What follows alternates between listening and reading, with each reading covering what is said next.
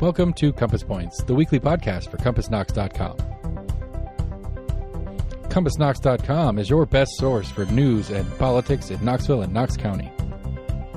Your hosts today are Scott Barker and Jesse Mayshark, the founders of CompassKnox.com. You can find their daily in-depth coverage and subscribe at CompassKnox.com.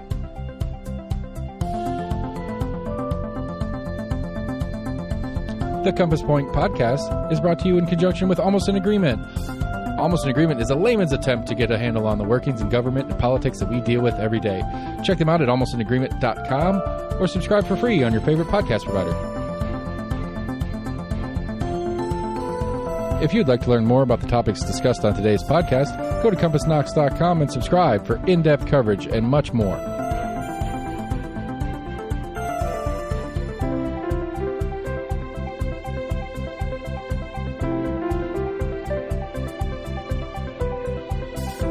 And now, here are your hosts, Scott and Jesse from CompassKnox.com.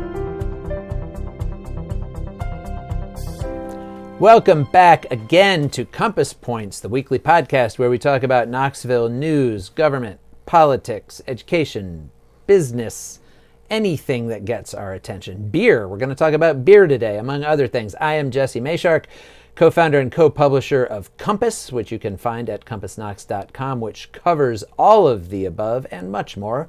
Joined, as always, by Scott Barker, co-publisher and co-founder of Compass. How are you doing on this chilly Friday, Scott? Well, it's nice and cozy here in the Seth Star, our studios here at Barbarian Productions. Yes, but actually I am just about over my embarrassment from last week because we talked last week about the University of Tennessee Board of Trustees meeting Thursday and Friday. Which is next Thursday and Friday, and so you were just so eager, so enthusiastically anticipating the winter meeting of the UT Board of Trustees that you wanted in your mind. You moved it up a week. Okay, yeah, I'll go with that story. That's no problem. Well, that's our correction right up front here. And yeah, we'll get that out of the way, and now just because we talked about the Board of Trustees last week doesn't mean we're not going to talk about them this week. Later in the show we will. That's right, because they are in fact going to be meeting. They just have not met yet. Things that did happen this week that we're going to talk about. We have an interview coming up with John Camp and Nathan Higdon from Knox Pride, our local LGBTQ advocacy group, talking about some of the state legislation that we have talked about here on this show. We are going to talk about a court hearing that happened this week in a lawsuit against the Knox County Sheriff's Office. A settlement, I mentioned beer, a settlement that was reached between the city and Aramark, which sells beer at Neyland Stadium. Will they be able to continue to? Stay tuned. Knox County entering into a little bit of an unusual arrangement to keep a daycare center open. And to kick us all off, Scott, let's talk a little bit about, this comes from the city's budget retreat that they had the other week. And one thing they talked about there was the impact that they are seeing from all of the pay raises that they instituted this past year, which of course are being paid for with the tax increase that they also instituted this year.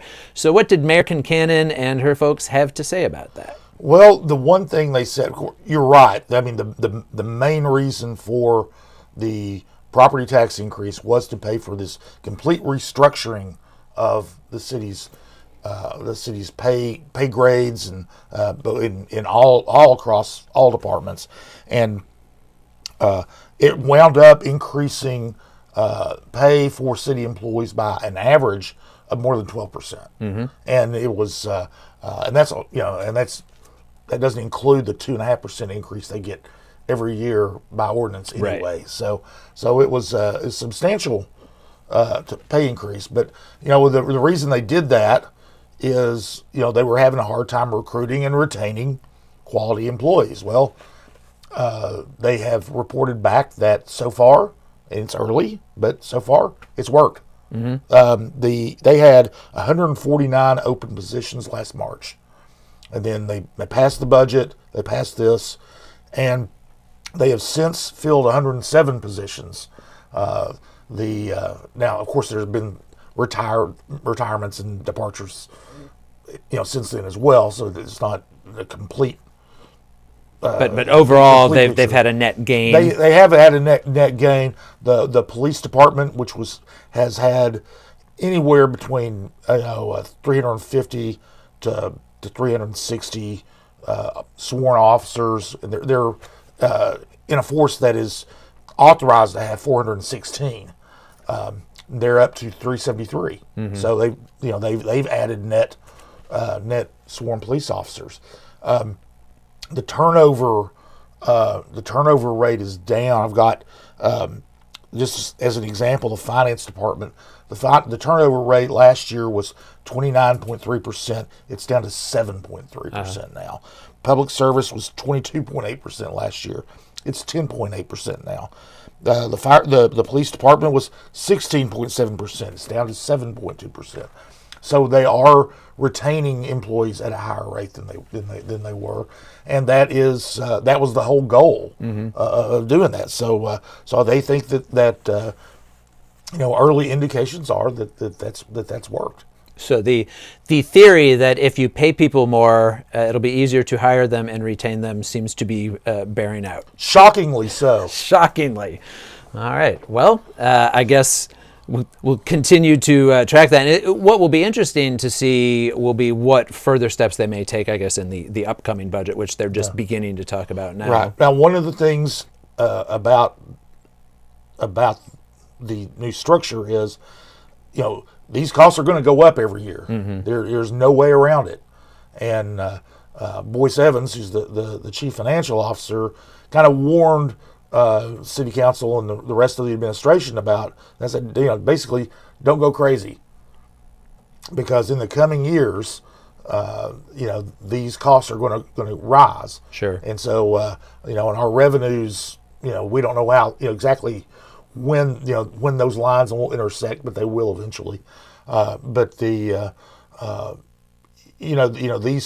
and that's the point of keeping these employees, is to make sure that their pay goes up as they gain more experience and move up in responsibilities. So, and Evans was saying that one of the things about this retreat is it's kind of a snapshot of the city's financial health, because of the property tax increased property tax revenues, because of the better than expected sales tax revenues that we've talked about.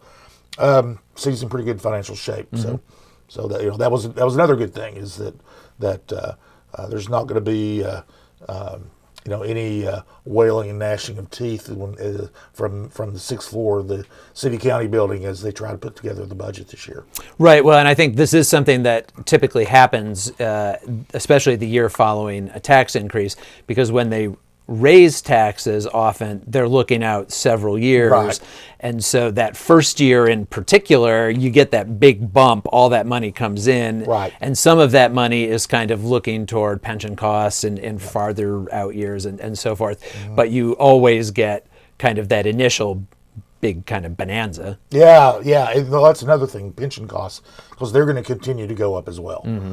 So Evans was kind of saying, it's really good news, but don't get too giddy about it and start throwing money away. The mantra of finance directors everywhere. Yes. Okay.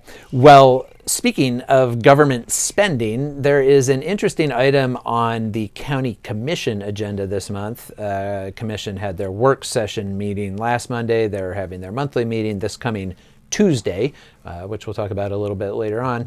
But this item got my attention just because I'd never seen anything like it on an agenda. And it's not county money. It's a pass-through grant of $400,000 that's coming from the state, but is actually federal money. And this is still some of that pandemic relief funding that is working its way, kind of through our various systems.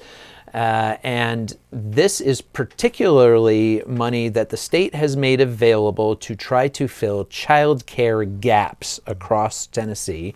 And this is something that a lot of people have talked about, and I think the pandemic really especially heightened, is the importance of reliable childcare and daycare to families and to the economy, because there are many, many, many parents. I have been one of them in the past. My kids were in daycare and childcare for, years until they reached the age where they could be home by themselves. People cannot, go to work if they don't have a place for their kids to be. And especially, during those early months of the pandemic, when daycare centers were among the many places that shut down or severely restricted their operations, lots of parents had a hard time. Some of them had to cut back on work hours and so forth.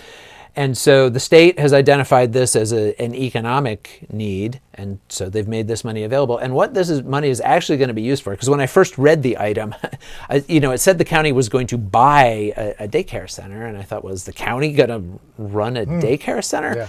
No, they're not. They are actually making this money available to a guy named Michael Dowsey, private citizen, resident of Knox County, who currently has been a manager at a daycare center, has never owned one himself, has never owned his own business, but he has been through a state training program specifically teaching people how to run a childcare business, which, is kind of complicated. You have state regulations, and also if you've never run a business yourself before, there's just kind of knowing how to manage the finances and everything. But so he has been through this training. He's interested in owning his own business. And the East Tennessee Development District, which is one of our many economic development agencies, kind of identified him as a good candidate for this program, and identified this existing daycare center on Oak Ridge Highway that's getting ready to close. It's been open for about the last 20 years, and the owners are retiring. And so they kind of had notified the state, because child care operations are regulated by the state, and they had notified the state, we're going to be closing. And so it was actually the East Tennessee Development District came to Knox County and said, hey, there's this money available. Here's a guy who's trained, who wants to take over a business, but he can't afford to buy it on his own. Here's this business that's going to shut down, and we're going to lose a place that currently, provides space for about 45 kids. And so you, Knox County, need to, because this money has to be applied for by the county. If you apply for this money, the state will provide it. You can give it to him, and he'll go and buy the business. And that is what's going to happen. And so I talked to Mr. Dowsey and talked to Jenny Holden, who's the county's sort of grants and community development director. And it is a novel thing for them, but Jenny Holden felt very positive about it and said she hopes that maybe, this is kind of one-time money because it's coming through this particular tranche of federal funding. But if this kind of initial round of these across the state works out, it's something the state may look at kind of funding on a long-term basis. And it's a way to just kind of keep a daycare center operating so that those 40 or 50 families who use it, and then Mr. Dowsey said that he does have a little bit more space there, that they can probably maybe get up to about 60, but that it'll continue to be a place that'll serve probably people in and around that Carnes area where it's located. But so just kind of an interesting little public-private partnership. You don't typically think of the government basically giving private citizens money to buy another private business, but it's just a way that I think we're seeing our state and our local governments both try to get kind of creative in thinking about how to provide some of these, it's not even like a social service exactly, but necessary services to kind of keep the economy going, basically. Yeah, and we've been hearing a lot about public-private partnerships with, in regards to the transportation bill in the Tennessee legislature and things like that, and so these kind of arrangements are kind of unusual. Take a little getting used to. It's one of those things that you think of the government, basically giving, help to a private corporation or a private individual to do something like that runs against the grain of a lot of people on both ends of the political spectrum. Yeah. So, but that is kind of the trend in government today. Well, and also for governments much prefer to do these kind of like one-time special expenditures. So in this case, this $400,000 grant, which again is actually federal money, it's not even coming from the state, rather than say the county acquiring a daycare or opening a daycare and then having to pay the ongoing operating expenses. Governments hate recurring expenses. Yes, they love any time that they can give like a one-time, yes, we're going to give you this amount of money, and then we don't have to think about it anymore. I don't think Knox County itself has any interest in running daycare centers and having to pay for their ongoing operation and so forth. Anyway, just an interesting little thing. It is on the county commission agenda. I don't see any reason that it will be in any way controversial. Again, it's not even local money. But it will have a local impact. All right, Aramark. What's going on with Aramark? They got cited last year for selling beer to underage patrons at Neyland Stadium. 3 times they got cited. 3 different ball games. The Knoxville Police Department, as they do, conducted, I guess, they probably hate it being called a sting operation, but they get cadets who are underage to go and try to buy beer or liquor at different establishments, and if they're sold, then they cite them. And so 3 times last year, Aramark employees or people working at Aramark kiosks sold beer to cadets. They were cited, and if you get cited 3 times in a 2-year period, you automatically have a suspension hearing. So the city beer board, and they have a hearing officer who heard arguments on there where the city basically said, we want to suspend your beer license for 3 games next year. Which could have been very costly for UT. It would have been very costly, about $1.5 million a game for each Aramark and UT. To split the revenues evenly. It's kind of an unusual thing because Neyland Stadium's an unusual venue. Typically, a suspension is just like for a period of time, starts now and goes till they said, well, we want to wait to start it till the season starts, and it includes 3 games. And right, if they suspended it, if they had suspended it in January, it wouldn't have had much effect, right? Yeah. Aramark would have said, sure, no problem, because they only sell once a week, for 7 weeks out of the year. And anyway, so one of the things about this though is the city also suggested, they didn't exactly ask, but they did suggest that the hearing officer could look at revoking the license, which is the nuclear option. That means you're throwing out a license and nobody can have a license for this venue again for 10 years, which would have been devastating for beer sales at Neyland Stadium, because it was basically an unruly establishment.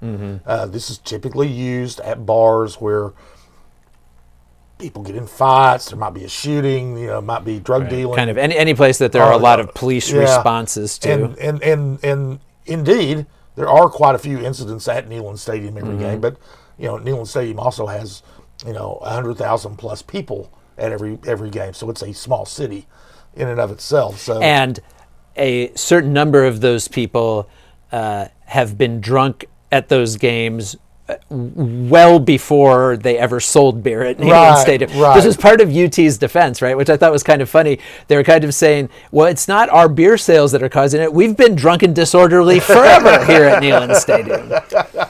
Yeah, I don't think the statute of limitations has run out, but I think I've been known to. Surely not. Well, drinking at a college football game? I know somebody who's carried in liquor bottles. Let's just leave it at that. Shocked. Anyway, but not any time recently. It's been a long time. Anyway, so what happened was Aramark and the city entered into negotiations. Nobody really wanted them to not be able to sell beer. I don't think. I mean, the city gets a lot of money from tax money from beer sales. UT gets a lot of money. Aramark gets a lot of money. I mean, everybody's making money. Right. It's a win-win-win, and patrons get to drink beer. Everybody's happy. So they did finally come to an agreement. Settlement was signed off on by the hearing officer last week. Aramark will not have their license suspended. So when Austin Peay, the mighty Governors come in next fall for opening day at Neyland Stadium, which is sure to be a nail biter. It will be a nail biter. Their fans can come here and drown their sorrows in beer all through the game. And I actually went to Austin Peay for 2 years, so it's got a little soft spot in my heart for the Govs. Anyway, So they didn't get their license suspended, but they did agree to pay a $4,500 fine, which is the typical fine for you if you do get your license. So they pay that to the city. They pay that to the city. They also have to pay the costs of the litigation, which wasn't much, about $700. And they have to change the way that the process of selling the beer. One of the problems that they had was that they because of the manpower shortage that everybody's encountered, they didn't have enough employees last year. So the city allowed them to bring in nonprofits, and they would, volunteers from nonprofits would serve beer, and they'd get a cut of the Aramark's revenues.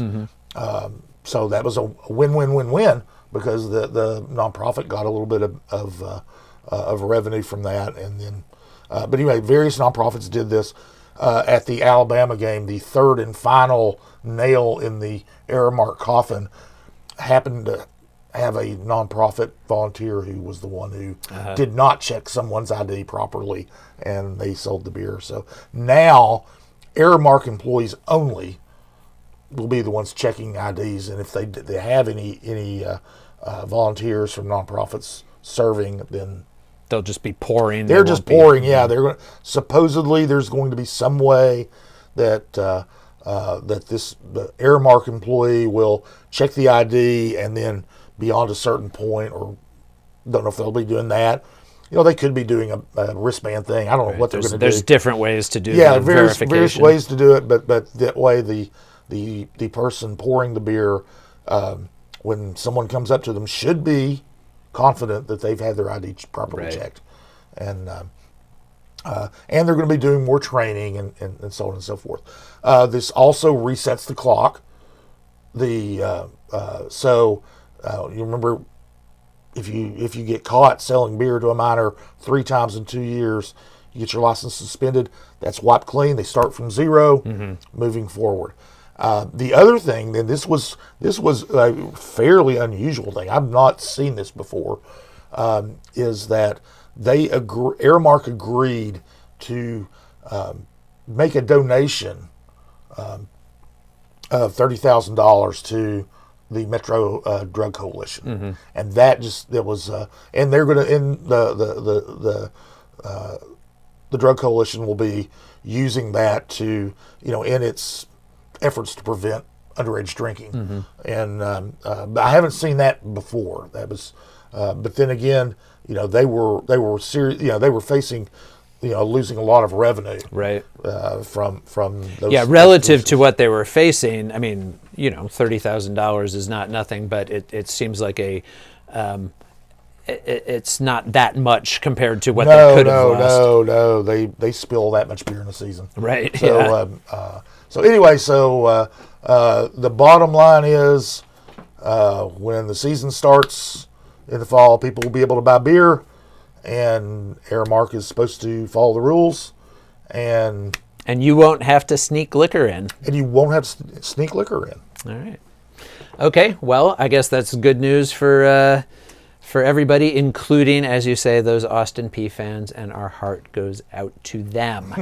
All right, this past Thursday, there was an interesting hearing in federal court here in Knoxville in U.S. District Judge Tom Varlin's courtroom in a lawsuit that we wrote about when it was filed back in November of 2021. This was actually the first hearing that there has been in the lawsuit. The last year plus has been taken up with sort of competing motions and so forth. But this is a lawsuit filed by a woman named Mara Oviedo Granados, and I apologize for any mispronunciation there, who is a Honduran immigrant living here in Knox County. And basically, her lawsuit is challenging the legality of the Knox County Sheriff's Office's 287G program, which is something we have written a fair amount about. If you're a subscriber, you can go to our website and just search for 287G. You'll find a bunch of articles. But basically, what 287G is a program that's run by U.S. Immigration and Customs Enforcement, also known as ICE. And they enter into agreements with local law enforcement agencies, police departments, sheriff's offices, and through those agreements, the local agencies acquire a certain limited amount of immigration enforcement power, because immigration is a federal, it's under federal jurisdiction. Right. Yeah. Local law enforcement agencies, absent one of these agreements, cannot enforce immigration laws. Right. Okay. Not least because immigration violations are actually civil violations, not criminal violations, and so you can't just arrest somebody for being in the country without documentation. It's not that kind of an offense. However, under the 287G agreements, there's a couple of different forms of them, but the form that the Sheriff's Office has, which is the most common one, is called a jail-based 287G agreement. And what that means is when somebody is booked into the Knox County Jail, whether they're arrested by the Knoxville Police Department or the Sheriff's Office, because all of those detainees go to the county jail, once they're booked in, they are automatically kind of put through this processing that checks their citizenship status. Are they in the country legally? And then if somebody who has been charged with a crime turns out to not be in the country legally, they can be basically scheduled for deportation proceedings. And this is something that employees of the Sheriff's Office who have been trained through this program and are empowered through it can do themselves. They can essentially say, yes, this person. Now, they do this in coordination with ICE, but it's actually initiated by the Sheriff's officers. And so, first of all, these programs are controversial all over the country. They are not common. Very few actual law enforcement agencies, red states, blue states, doesn't matter. Very few agencies actually enter into these. I think partly because the program doesn't come with any funding attached. ICE will provide training and they will coordinate with you, but you don't get any extra money for this, which is often what will motivate a local agency to, engage with the federal government. And so, like in Tennessee, there are only 2 departments in the whole state who have these agreements, Knox County and Greene County. And this was initiated in Knox County by former Sheriff Jimmy J.J. Jones, who was well known for his fairly strong views about undocumented immigrants. He kind of had his famous statement that made national news 10 years ago or so, where he got frustrated and said he was going to stack immigrants or stack offenders, meaning undocumented immigrants, like cordwood in the county jail. And he entered into this agreement. He tried to enter into the agreement once during the Obama administration and actually got turned down. But then when former President Trump came in, his administration made a big push on this program because, of course, he was very strong also about illegal immigrants. And he approved the Knox County program, which has since been renewed multiple times. Current Sheriff Tom Spangler has renewed it a couple of times since he came into office. He's been very much in favor of keeping it. He says it helps keep the county safer. Local immigrants' rights groups say that it doesn't They don't think it keeps the county safer, and they think that a lot of the people who get caught up in this are people who are arrested on very low-level offenses. For example, one case that we have written about, somebody who was charged with driving without a license. He got in an accident that wasn't even his fault. Somebody turned in front of him. It was the other driver's fault, but the officers who responded in asking him for his license found he didn't have one, so he got charged with that. And he got then put into deportation proceedings because of that. And in the case of this woman, Mara Oviedo Granados, had actually called in November 2020, she called 911 for a domestic violence complaint, saying that her partner, who she was living with at the time, was being violent with her and her children. Officers responded, and it's kind of disputed what happened in the course of that response.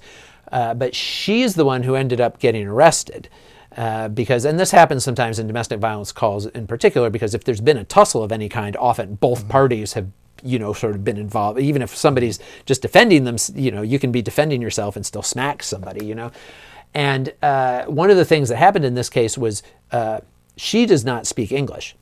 Her partner did speak English and was the one who talked to the officers who responded. The officers did not provide her with Spanish-speaking assistance, which is something that they're technically supposed to do in these kinds of cases, or at least this is what she says in her lawsuit. So her partner was the one who kind of gave the narrative, and he showed, she scratched me or whatever. But also, her lawyers contend that the officers maybe thought that she was also not here legally, and that may have been an incentive for them to file charges. This is one of the things that immigrant rights groups say, is that when departments have these agreements, it can lead to sort of like fishing expeditions, like, well, this person looks like they may be an illegal immigrant. Now, we should say that Sheriff Spangler says absolutely not. His officers don't do this. They do not go out looking for people who they think might be here illegally and then look for some pretext to charge them so that they can put them in deportation proceedings. Advocates say they think this does happen. It's kind of hard to know, but what this lawsuit says is that basically, first of all, they didn't follow various procedures they should have followed in doing this. Secondly, that she was not in fact here illegally because she had already applied for asylum.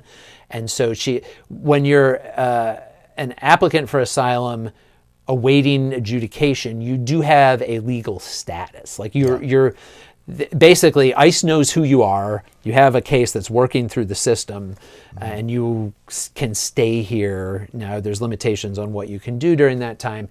But you can stay until it's adjudicated. Exactly. And so she says that, she never should have been put into these deportation proceedings because she already had a proceeding underway. Mm-hmm.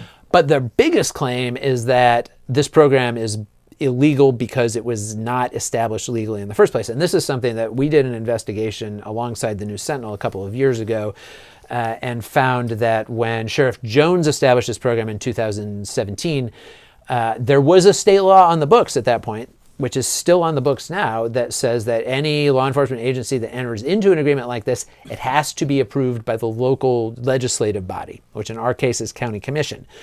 Everybody agrees that that did not happen. This was never brought to county commission for a vote. Now, I don't know that anybody thinks that if it were brought to county commission for a vote that they wouldn't approve it. There's a very good chance they would. But of course, then it's being discussed and debated in a public forum. People can weigh in. You can at least have a public conversation about it. That didn't happen at all. The sheriff's office just entered into it directly. Now, there was another law passed in 2019, which also gave local law enforcement agencies in Tennessee the ability to enter into these agreements, and just says they can enter into it directly with ICE. The other law is still on the books, and so you have two kind of conflicting laws. And so the county law department has basically said that, now the county law department has not conceded that yes, we didn't set this up legally to begin with. What they're saying is, even if that were true, we don't have to talk about that because there's a 2019 law. That's what's now in effect. The most recent renewal of this agreement was in 2020, so that was under the 2019 law, even though it was just a renewal of the already existing agreement. and that when this call was made in November 2020, that was what we were functioning under. Therefore, this program is totally fine. Now, there's one other little wrinkle. That 2019 law had a requirement that if you, it said you can enter into these, but if you do, you have to notify the governor and the state legislature. Basically, the state just kind of wants to know what local agencies have these agreements with the federal government. That was not done. And the county law department acknowledges that, yes, that wasn't done at the time that they entered into the agreement. They also, last year, there was a county commission meeting where there was some discussion of this, and a county commissioner, Courtney Durrett, asked, well, was this notification given? This was in April of last year that she asked this question.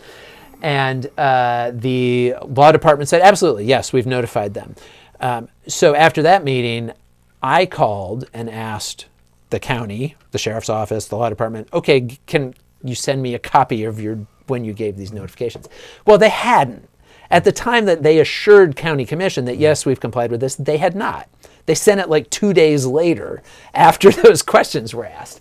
And so the county law department basically says, well, yeah, we didn't do that, but, and this was in this hearing, so the hearing that was held this past week in this case, was basically on two motions. The county has moved to dismiss this lawsuit entirely and say, our program is fine, it's legal, we've done everything right.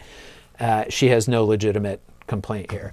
And then on the other side, her attorneys are saying that the program is illegal and also it is having such bad effects on the local immigrant community that the federal judge ought to enter an injunction suspending the program until this lawsuit is resolved. And so Judge Varlin is going, heard arguments on those two motions this week, and he's going to be issuing a ruling sometime within the next few months. But the county attorney who was there, Jessica Jernigan Johnson, basically said that, yes, we didn't notify them when we entered into the agreement, but, that law doesn't actually give a deadline for when you have to notify them by. So even though it was like a year later, that's fine. And also nothing in that law says that just because you don't notify them that the agreement isn't valid, which is true. There's nothing in the law that says that. All it says is you have to notify them. So, I don't know what Judge Varlin will make of all this. I will say that when I and Tyler Whetstone, the New Sentinel reporter who also worked on this, were working on these stories, we found a fairly significant degree of confusion among county officials about what the program was. They acknowledged to us that they weren't even aware of, in fact, either of these state laws, either the earlier one or the later one, until we brought them to their attention. They admitted that. They said, no, well, we didn't know about those. Their own, and there's a story we wrote about this last year that you can find, but their own explanations and sort of legal justifications for the program changed 3 or 4 times in the course of our reporting, as we kept asking them questions, and then we would find something out and go back and say, what about this? And they would say, oh, well.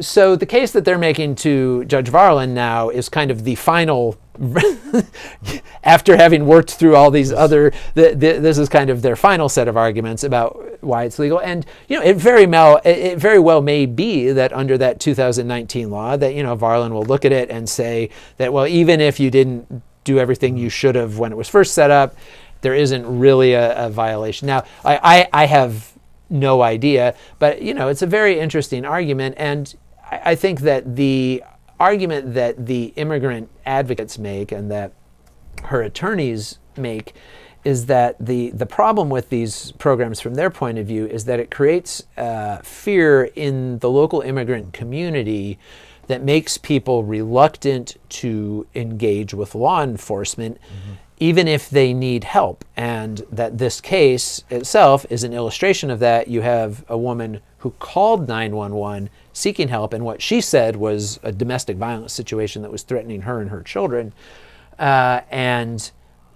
Instead, she not only got arrested herself, but was put into deportation proceedings.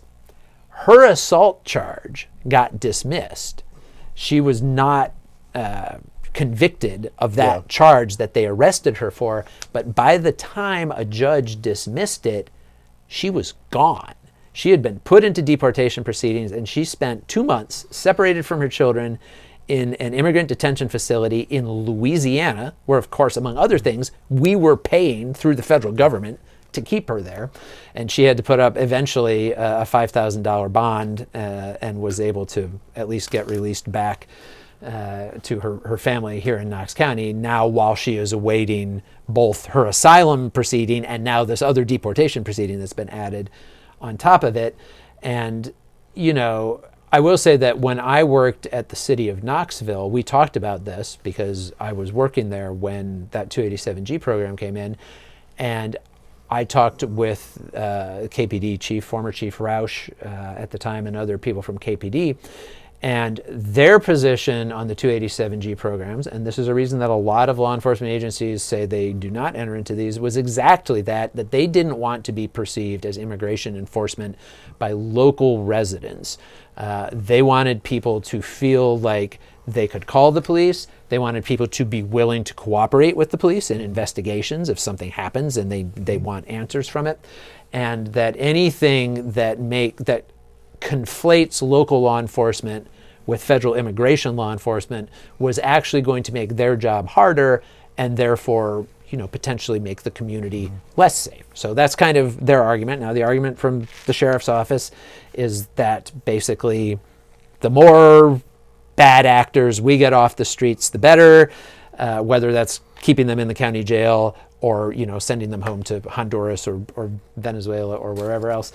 But anyway, it's an interesting case. We'll see what Varlin's ruling is. If he does not dismiss the case, as the county has asked him to, it's scheduled for trial this October, and that would be interesting too. Yeah, you know, this is this blurring of responsibilities where you know, technically it's supposed to be clear. The federal government does immigration, period. Mm-hmm. Local governments do not do immigration, period. But this program kind of blurs all those lines, and it makes I mean, this kind of situation, which is a very convoluted and very difficult to follow in many ways conversation. Yeah, it makes this whole situation seem so avoidable, but it's not. Now it's you know, in Judge Varlin's hands, at least for now. And I should say that under the Biden administration, many fewer people are being processed through 287G programs anywhere because they have shifted the priorities of immigration enforcement broadly to really focus on people accused of violent crimes. And, you know, terrorist offenses, like a small number of very specific, very serious kinds of crimes. And so fewer people here or anywhere are being processed for deportation right now. Obviously, her case actually happened in November 2020, which was right at the end of the Trump administration. And we're kind of in a position on this issue where it varies depending on who's in office. So when the Obama administration was there, they had kind of narrowed the program. When Trump came in, he expanded it and kind of said, shh, like anyone who gets arrested, go ahead and deport them. And then when the Biden administration came in, they kind of shrank it back down. Biden, when he was running for president, actually pledged at a certain point to abolish the 287G program. However, that has not happened. And as we're heading toward the next presidential election, I don't expect to see anything like that happening in the near future, probably. Yeah. Okay, now we are getting up toward our interview, and this is with, as I said, John Camp and Nathan Higdon from Knox Pride. Don't have to give too much background here because we talked a lot about these bills in previous episodes, but basically there is a bill to make it illegal for anybody under the age of 18 to receive really any kind of gender-affirming medical care, whether that's surgical or, through hormones or medicine and so forth. And also to make it illegal for anybody under the age of 18 to attend an overtly sexual drag show. Both of those bills are moving through the legislature. Knox Pride organized a rally this past Monday, both to protest those bills and also really to kind of get the local LGBTQ community and their allies engaged politically, maybe re-engaged a little bit politically. We talk about this with them. And so let's just go ahead and hear what they have to say about all of that.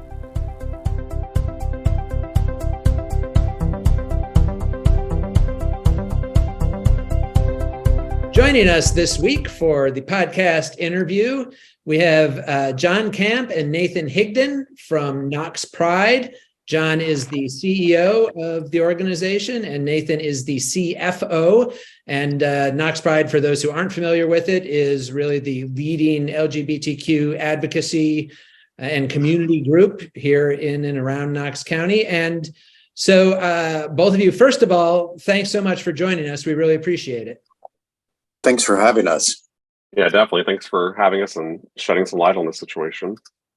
So I'd like to start out just by asking you both to talk a little bit about Knox Pride for people who may not be familiar or may know some of what you do, but not all. Could you just talk a little bit about the organization, the events that you organize, and then also your community and resource center there in South Knoxville? Yeah, Knox Pride as an organization, I guess, informally started about 30 years ago, but incorporated into a nonprofit in 2006. And then during the pandemic of 2020, 2021, Nathan and I kind of discussed with some of our fellow board members what we could do to better serve our community during that time when we couldn't have a Pride festival or a Pride parade. We had discussed, for some time, tried to do more than just a festival and parade that lasted a weekend of a year. So in October of 2021, we opened our first brick and mortar Knox Pride Community and Resource Center. We have 2 suites here on Chapman Highway, about 2,000 square feet total. And then in January of 2023, we converted kind of our office space into our full service food pantry and Thriftique, which is a clothing store. But the difference is it's set up more like a regular clothing store that you would find at any shopping mall. But if you can't afford to pay for the clothing, it's completely free. And then we have our other space, which we do about 40 events a month that range from support groups, life skill classes, seminars, and then community-led events like karaoke nights, queer cinema club, and a few other things like that. So we kind of went from having a parade and a festival to having about 40 events a month to raise awareness and working with 10 or 15 community organizations to work with the queer community here in Knoxville, but also with our homeless youth in South Knoxville specifically. And let's talk about the parade and the festival just for a minute, because I think those are the best known events that you are involved with. And my perception of them from the outside is that, say, over the last decade in particular, those have really grown and become kind of fixtures of the local calendar. What has been your experience with that? Do you feel like it's kind of been established and embraced by the wider community? I think so. It's also an opportunity for folks that live in more rural areas or don't feel comfortable being openly themselves all the time, can kind of come and get lost in the crowd and be with like people. We've grown as of 2022. We're the largest free pride in the South, most likely in America, but we know for sure in the South. We're very proud that there's not a charge to Pride. It's a very expensive endeavor, but we don't want money to be a barrier for folks to come in and commune with each other and like-minded folks. So we've grown that now. Probably what we're most well known for, but hopefully that will not be much longer. I think that the work we're doing in the community and for the community should be more of our legacy than a party and a parade. They're good things to have, but not what's the most important for our community at this point. Well, and so I guess let's turn to what you've been talking about and focusing on a lot in the last couple of months. We have a couple of bills in the state legislature that have been introduced. 2 of them have already passed the state Senate. One of which, of course, and we've talked about this a lot on the podcast, would criminalize at least some drag shows. I guess there's some debate about which drag shows would be affected how and so forth. And then, of course, a bill to completely prohibit any kind of gender affirming care for transgender people under the age of 18. And there are some other bills also, I know, in the hopper and making their way through the legislature, but those two have gotten a lot of the attention. First of all, can you tell me just your own thoughts and reactions to those bills, which are both being presented as essentially protecting children? And then also, what are you doing? What have you been doing to kind of try to get people organized and active around those? So some of the initial things that we did to reach out into the community is, it's all marketing. We had to begin with awareness to make sure folks knew this stuff was coming down the pipe. And so we started with sharing information about the potential laws, but the bills as they are. And we began by registering voters last fall. And then, we moved on to letter writing campaigns. And then as the pressure began to mount, especially right after the election, and immediately Senate bill and House Bill 1 immediately attacked gender affirming care, we realized this was going to be a rough legislative session for the LGBTQIA community. So we started reaching out in the community to find folks to help lift up, and that's allies, really diving into allyship so that they're not just being performative. And so we worked with an interfaith group, and we kind of started there, worked with the faith-based communities to reach out into their congregations. And then as the pressure continued to mount, we went to Nashville with some like-minded organizations. And then as the temperature kept rising, we had discussed and we're like, it's time to get people in the streets, because Pride was initially started as a protest. And so here we are again. And I just want to jump in and say, for those who are listening but not watching the video, because I didn't identify individually, that was Nathan who just spoke and John before that. But yeah, and Nathan, I remember you talked about this at the rally that you all organized this past Monday, that there is, in fact, a long history of LGBTQ political activism, starting, as you say, with, the Stonewall riots that really kind of kicked off, I guess, the modern gay rights movement. And then obviously the ACT UP activism all through the 80s and 90s around HIV and AIDS. And this was something I asked you on Monday, but I'm just curious, both of your thoughts about it. Do you think that because there had been sort of a sense of momentum toward increased rights and representation, and especially obviously with the Obergefell decision in 2015, have LGBTQ communities become, I don't want to say complacent, but did some of that activist momentum sort of wane in those years where it seemed like things were kind of moving toward more openness and acceptance? 100%. As varying groups within the greater LGBTQIA community got more rights, you can say complacent because that's what happened. And I might even be more stern with the word that I use, but complacent's nice. And the problem is that the most demonized, the most attacked members of our community are Black trans women. And so people who were farther away from that,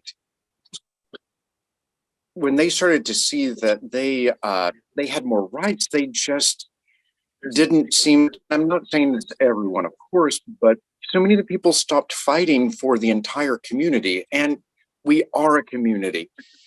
And we're a community of people who are placed together through sexual orientation, gender identity, and so many other aspects. But we kind of forgot that none of us are free until all of us are free. And so it's really taken these direct a tax on the entire community to re-engage folks.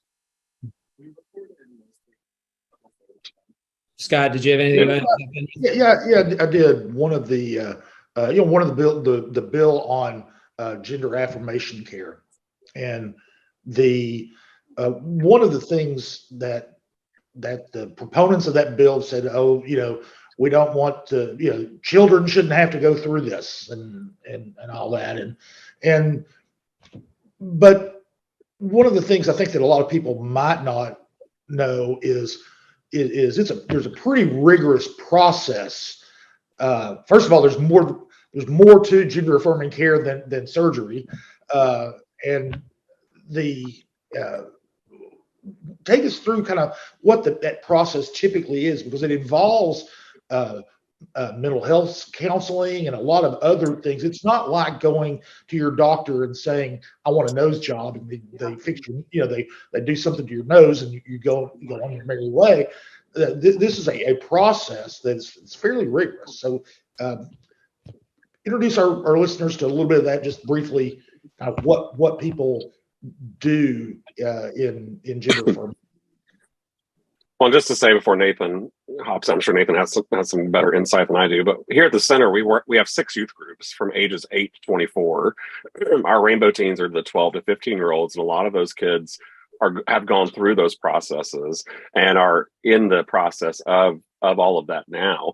And just sitting and listening to the parents, the kids go to one of the rooms and have one of our staff that work with them do fun activities, or they do educational pieces, or sometimes they just have pizza and watch a movie and hang out and be teenagers. But the parents stay over in the other space and kind of have their own support group. And listening to them over the last year of this group meeting, it's a much more detailed, in-depth, rigorous process than I ever even could have imagined. I feel like the kids that we work with are very representative of the trans community. If they feel it's time to do this for themselves, the kids we work with, they definitely are aware of what they're doing, what they're getting into. It's something that's important to them, and they have really good, intelligent thoughts. Just because they're 12, 13, 14 does not mean they don't have a well thought out, articulate idea of what they want their life to be. I think that we just automatically discount children to not be smart, but a lot of these kids have been put in situations in life where they have to be smarter than the average 12-year-old. They have to think ahead and be more adult. And I think a lot of the queer community can relate to that. I think we all had to do that early on, a lot earlier than most of our peers. And then Nathan, I'll let you say the politically correct stuff. Well, I think the big problem is that, coming out of Nashville, we hear all of this talk as though they're like drive-through gender reassignment surgery places. You get a whim one day and you drive through and just decide to do this. And, and as Scott mentioned, that is entirely not the case. These folks are getting, there's the mental health care aspect, and there is a long time span of going through the mental health counseling. You would have to be on varying puberty blockers, hormones, all of these medical things. This is a scientific process, right? And so you can't just up and decide to do this. So someone would have to work toward this for years. But what we hear out of people who, spread mis and disinformation about this is that it's just some rash decision that folks make, but that's not the case. And, for example, when I was in the Senate hearing a couple of weeks ago, it was SB 3 at the time, I believe, and that I was there for. And one of the folks giving testimony was talking about how in Davidson County, where you'll find Vanderbilt, who's doing a lot of this work, that over the last 5 years, there have been 5 mastectomies, or top surgeries, as it's often called, and there have been 0 bottom surgeries, or anything below the belt. So this isn't some wildly crazy thing happening everywhere across the state. We lost your audio there. Oh, there you go. Oh, and it is just a wild government overreach. Well, and on the drag bill, because you were talking about some of the misconceptions around the gender affirming care bill.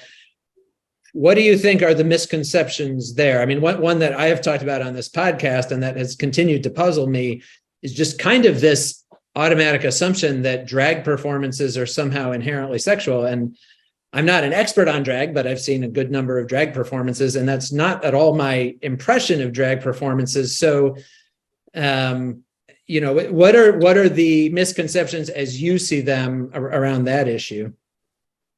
It's no less worrisome than a current mayor, previous wrestler dressing in spandex and doing silly things on stage. It's performance art. Can things be sexual? Of course. Working in drag and the burlesque world, it can be a sexual thing. It can be an adult thing. But if you're at a drag brunch or a drag queen story time at a library, these performers, these artists know that. They are working in that headspace. They're not looking at sexualizing children. They're looking at raising awareness for their art, and most of the time making a living like any other artist. Most producers in town, I've been producing burlesque and drag for the last 15 years in Knoxville, so I do know what I'm talking about there. They work together. They talk together. You curate a show that is specific for the audience you're anticipating. So if you're anticipating an 11 a.m. brunch show, you're not being sexual. If you're curating a midnight show for adults at a bar with drinking, you might be a little more relaxed or have a little bit more fun. But in Knoxville, there's only a handful of people who produce these shows, and they're not stupid. They've been doing it for a long time, and they're smart. And a lot of the newer people who start reach out to make sure that they're doing things correctly, especially, in the climate we're in now. Mm-hmm. Well, and so to the degree that there maybe are misperceptions or lack of understanding, I guess, how much, if any, outreach have you all had, or have other groups in Nashville or statewide had from legislators or anybody involved in policymaking saying, we want to understand this more, tell us about it? How much of that kind of outreach have you all had? Well, a big thing to note, Jesse, is that there are already blue laws. Any establishment that has a liquor license already is concerned with obscenity laws. And the problem is this legislation does nothing but is directly pointed toward the LGBTQIA community, because this stuff already exists. Mm-hmm. Mm-hmm.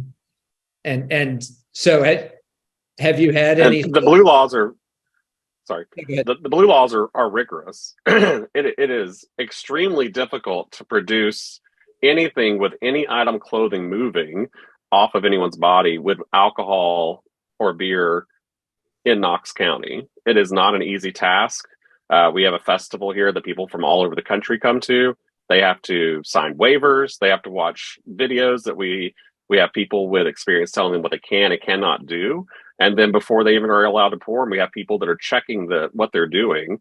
And I know for a fact that the local bars here, if anyone crosses any blue laws, they turn the music off and turn the lights off. That number is over and that performer is no longer allowed to perform. So we've been doing this stuff even more on a rigorous way since 2017 or 2018.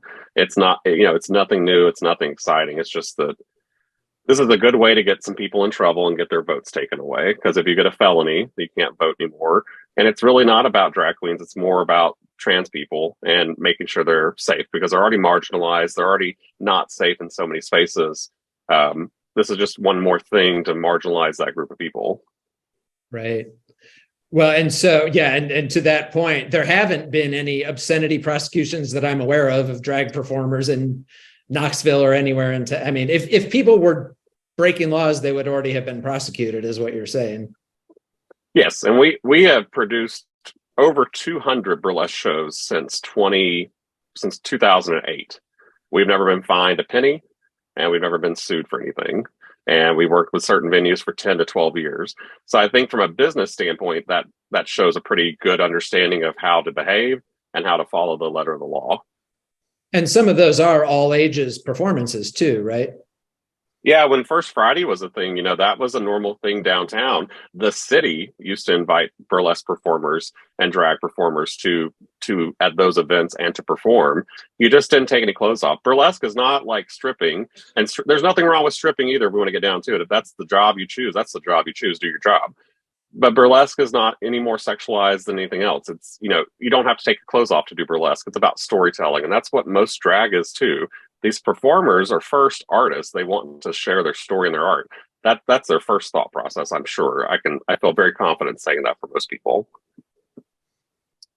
So I guess to wrap up a little bit, where does this go from here? I know both of those bills are they've been passed by the Senate. They're up for votes in the House next week. So I know you're focused on those votes, but assuming that those pass, they get signed into law by Governor Lee. At the rally this past Monday, there was a lot of talk about political organization, getting organized, staying engaged. Kind of, where do you all see this going past next week? I see that we're going to continue to push as Knox Pride to get folks engaged. Get the community registered to vote, get them voting, get them paying attention. This is just the beginning of going to the streets. And, maybe it wasn't what we wanted to do, but it's what we have to do moving forward. And, I know there was a lot of talk about us saying that we would cancel Pride if the bills are signed into law. And let's be clear, they're all going to sail right through the House, and they're going to be signed by the governor.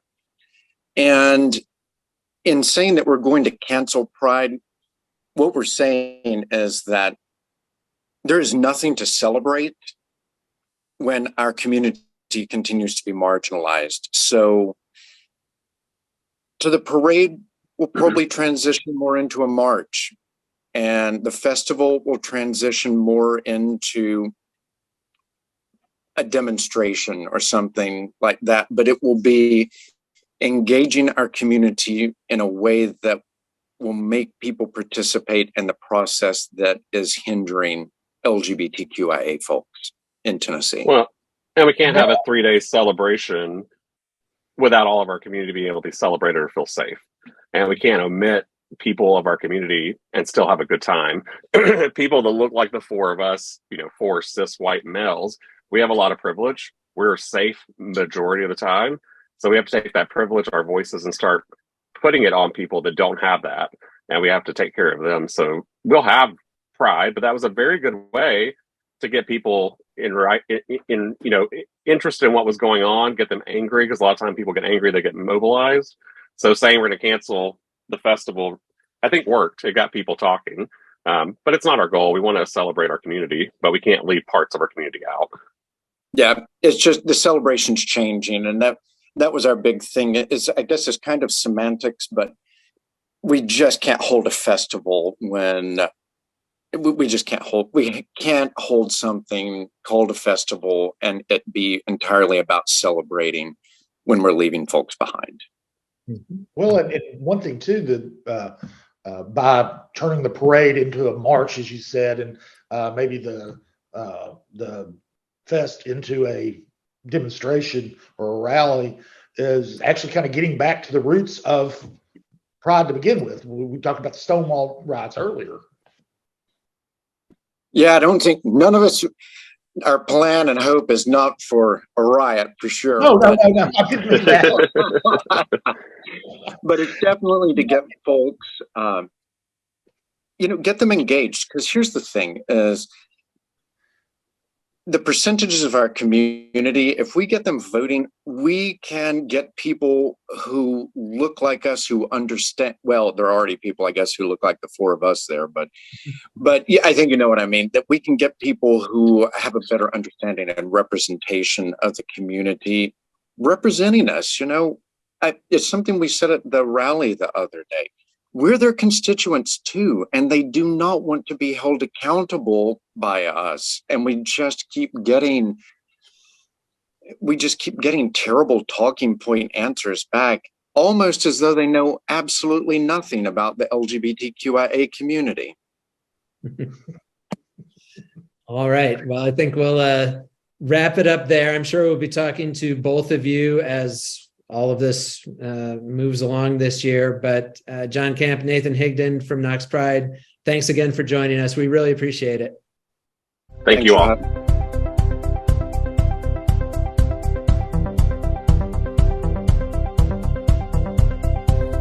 And thanks again to John and Nathan for talking with us. And of course, we will be continuing to follow those issues.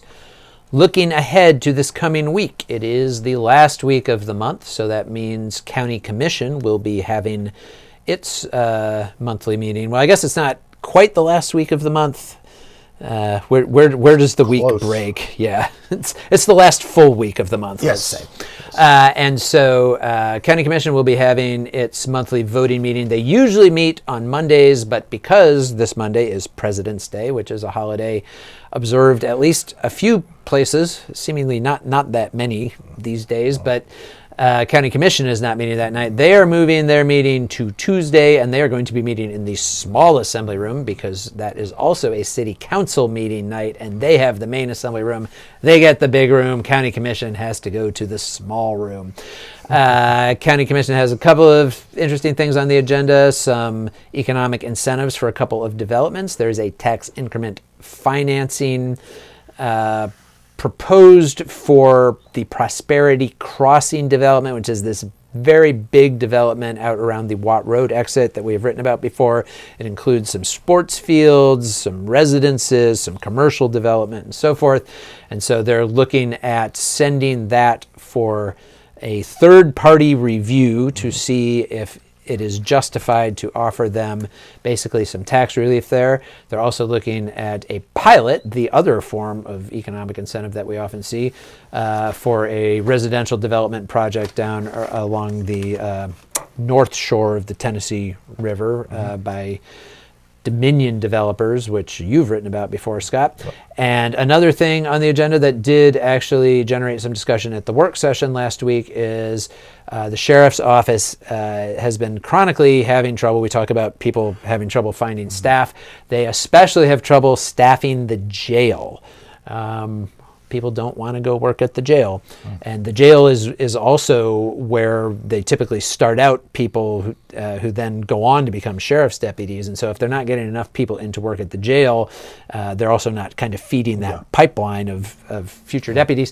And so one thing that they're looking at doing is lowering their minimum age to work in the jail from 19, which is where it currently is, to 18. So 18-year-olds could get a job working at the jail. Now, a couple of county commissioners had some discomfort with this last week, but overall, it seemed like people were on board with wanting to help the sheriff do anything he could just to keep the jail adequately staffed, because if they don't keep the jail adequately staffed, all sorts of bad things can happen to the prisoners, to the other people who are working there, and also they can lose their federal accreditation, basically, if they're not meeting certain minimum staffing levels.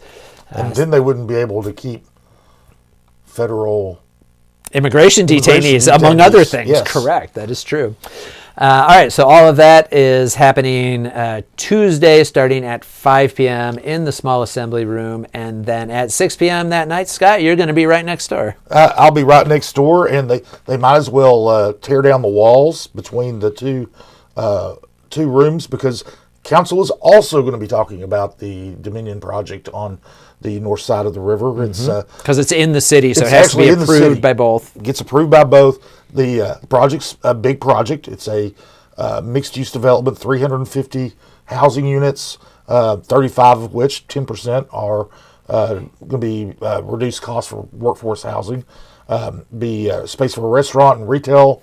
There'll be a plaza involved. There's connections to greenways, docks. It's a big project. And this is kind of near or adjacent to Ned McWhirter Park. Yes, right? It's right by Ned McWhirter Park, and it's been an empty industrial site for a long time. So anyway, we had a 12-year pilot program, and it will would start after construction ends. So then for 12 years, taxes would basically be frozen.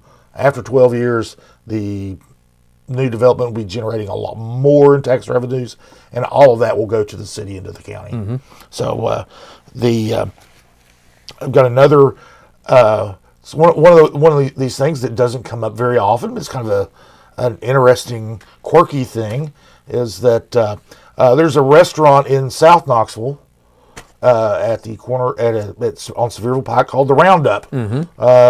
When I lived in South Knoxville, went to the Roundup quite often. But it's a small kind of breakfast and lunch place. Now across from Sono Taco. Sono Taco, if you know that, it's real close to the urban wilderness, the Gateway Park, and South Doyle Middle School. So it's right in that area if you're familiar with that. And the owners were wanting to renovate it, and it turns out that one corner of the building juts 7 feet into the right of way for Sevierville Pike.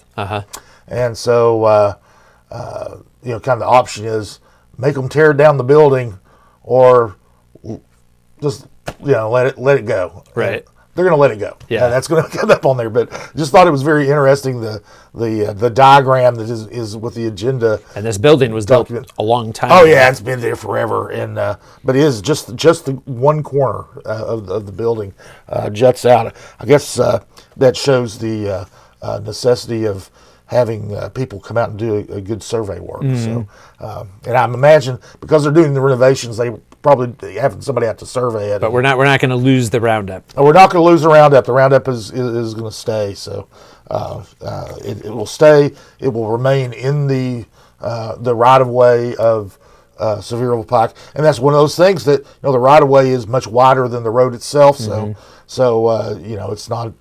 It shouldn't pose a hazard to drivers. So nobody's hit it yet that I know of. No one's hit it yet that I know of. It's not like Sweet Peas in Fountain City, which is still not reopened. Yeah. Anyway, the other thing, and this is going to span 2 meetings. It'll be more stuff on the pedestrian bridge between the South Knox waterfront and the University of Tennessee campus. On Tuesday, the Kincannon administration will be seeking authorization to apply for that federal grant we talked about before. It's a $25 million grant from the Department of Transportation, and it would go toward the construction cost of the bridge. Turns out that they also need to come up with a grant funding, or with matching funding, local match. But what they're doing there is the city and the university are going to form a partnership, and so each entity will be putting money. The match is a little over $6 million, so each entity will be putting in a portion of funding for that. And they said that they are looking for other partners. So depending on how many partners they have and who they are and everything, it would the share of the city share, the university share, would go down a little bit in both cases. Anyway. And even at that, I mean, because they're talking about this as a $70 million project, right? So $6 million out of that is not a huge percentage of it. No, and in fact, they're talking about it being a $70 million project. But, and yet another thing, this was something that came out this past Friday at a breakfast that Mayor Kincannon and City Council hosted for the legislative delegation. So they were here and they were talking about this, and it came about that the city has asked the state for $55 million to go toward the bridge project. So if all the if the state contributes $55 million for it, and they may contribute none. They could they could do the whole amount. But if they did the whole amount, they get the whole $25 million from the feds. They've got the matching fund. We're talking about more like $86 million. Right. But the working number the working estimate is $70 million. Now that's not a budgeted estimate. Everyone needs to harken back to the baseball stadium. Right. So it's this is the back of the napkin estimate. The one thing we can probably say is if they're saying 70, it's probably not going to be less than that. It's not going to be less than that. Probably not. No. Anyway, so they're going to be now that $55 million they asked from the state. It wasn't in Governor Lee's initial budget proposal. It could go into what's known as a supplemental budget proposal, which typically is submitted to the legislature close to the end of the session, and it includes things that pop up between now and then that the governor thinks is worth funding.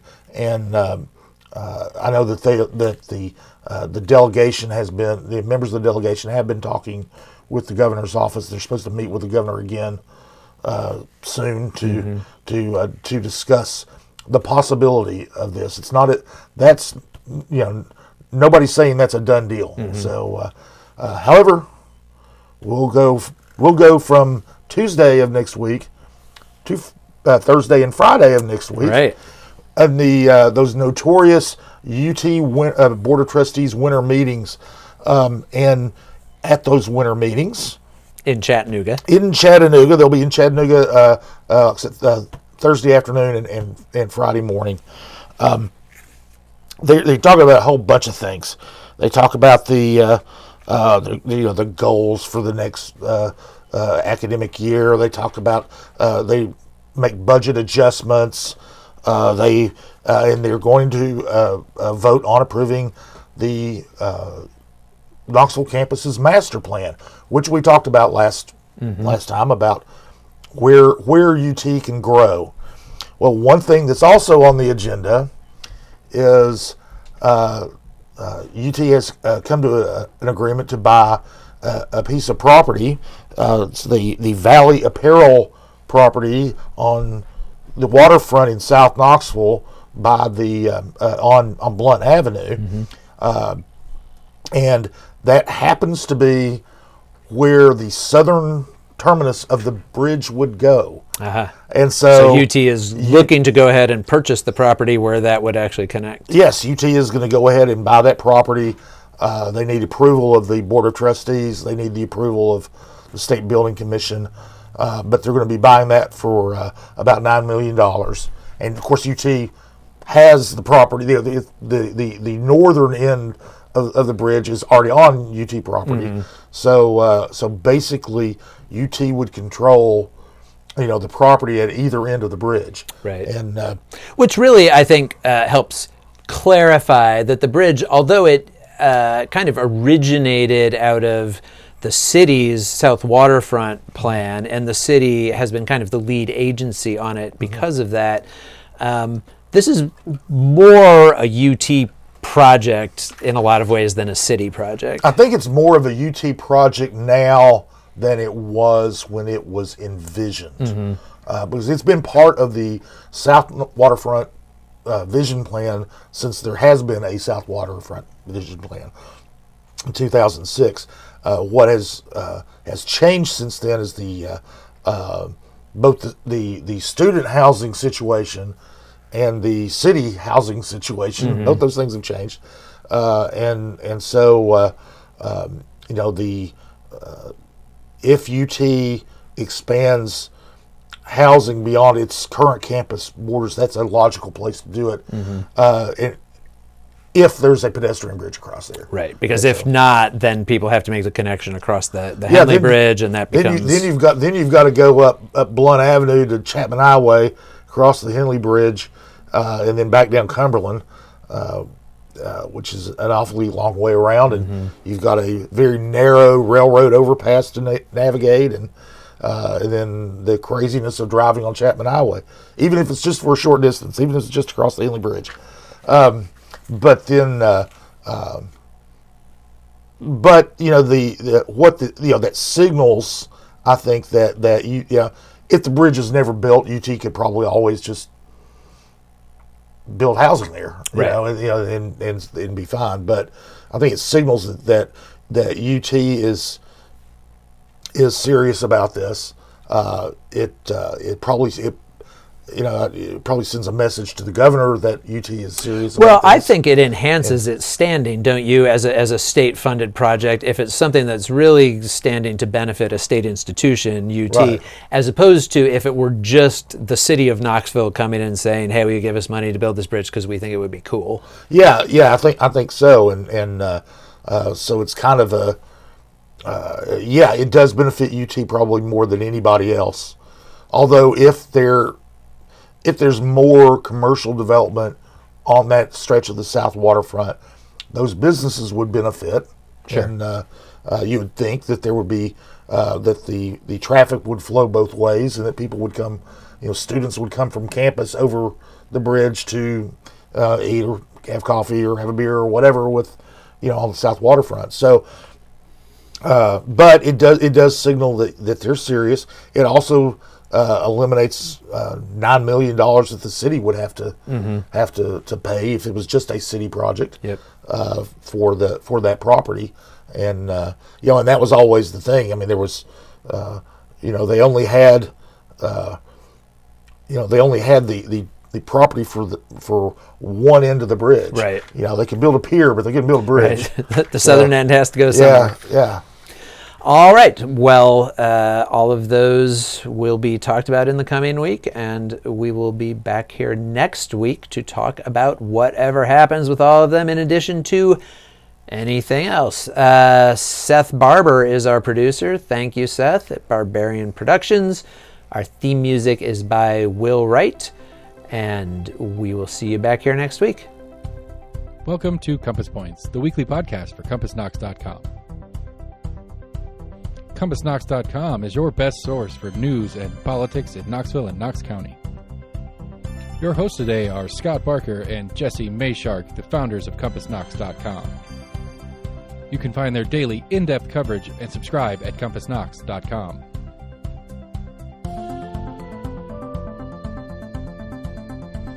The Compass Point podcast is brought to you in conjunction with Almost an Agreement. Almost an Agreement is a layman's attempt to get a handle on the workings in government and politics that we deal with every day. Check them out at almostanagreement.com or subscribe for free on your favorite podcast provider. If you'd like to learn more about the topics discussed on today's podcast, go to CompassKnox.com and subscribe for in-depth coverage and much more. And many thanks to William Wright for composing our theme song.